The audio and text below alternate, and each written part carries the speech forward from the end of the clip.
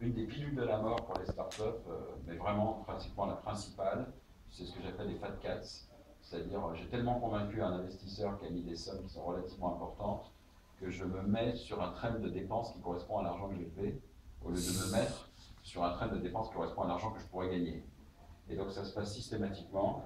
Le mec il avait 800 000 balles, 600 000 balles, 700 000 balles, et puis il dit je peux me permettre de dépenser 700 000 par mois, ou 400 000 par mois, ou 70 000 ou 60 000 en mettant une équipe de 10 personnes. Il arrive à la fin d'une année, il n'a toujours pas fait de chiffre d'affaires, il veut faire le round 2, personne ne veut de lui, et il est mort, et il disparaît. Donc si jamais vous avez la chance de lever 100 000 balles, si vous avez la chance de lever 300 000 balles, ou de lever 50 000 balles, divisez-les par 12 à chaque fois. En tout cas, divisez-les au maximum et dépensez le moins possible, quel que soit ce qu'on vous a raconté, quel que soit ce que les gens vous ont raconté. Ça, c'est un premier conseil. Le deuxième conseil, et ça je l'ai déjà dit ce matin et je vais vous le redire encore une fois, quand vous vous présentez devant des investisseurs, ne présentez pas un fondateur, présentez une équipe. Ça, c'est extrêmement important. Il n'y a pas un investisseur sérieux et digne de ce nom qui mettra son pognon sur un fondateur seul. Ça n'arrivera pas. Et donc, ce n'est pas moi et un qui que j'embauche. C'est une équipe, c'est des gens qui travaillent ensemble avec des associés, au moins actionnaires de la boîte et autres. C'est hyper important. Voilà. Troisième chose, puisque, désolé, je peux en faire un plus d'un. Ah, j'aime bien, ouais. Troisième chose, il faut que vous pensiez à une chose, c'est, je redis les trucs que j'ai dit ce matin, c'est marrant, mais du coup je les reprends. On s'en fout d'être le premier, mais on s'en branle, mais à un point, il faut aider.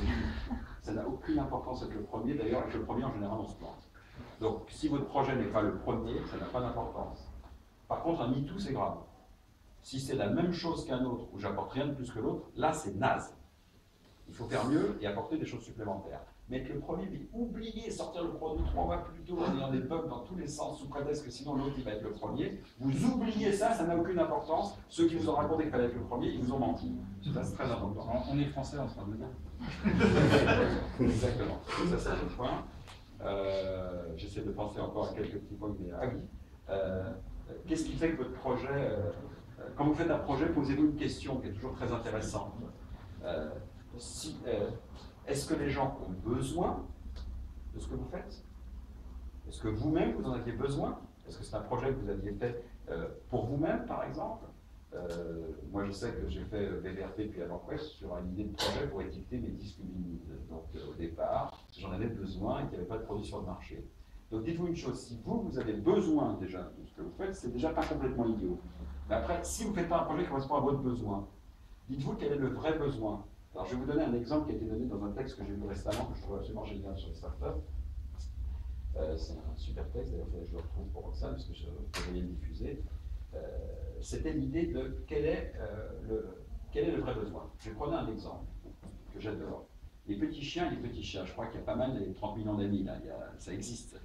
Donc, ça paraît logique de faire un réseau social pour que les gens qui ont des chiens et des chats échangent entre eux. C'est vrai, ça paraît super logique. Et puis alors, si vous allez voir des gens, à qui vous allez dire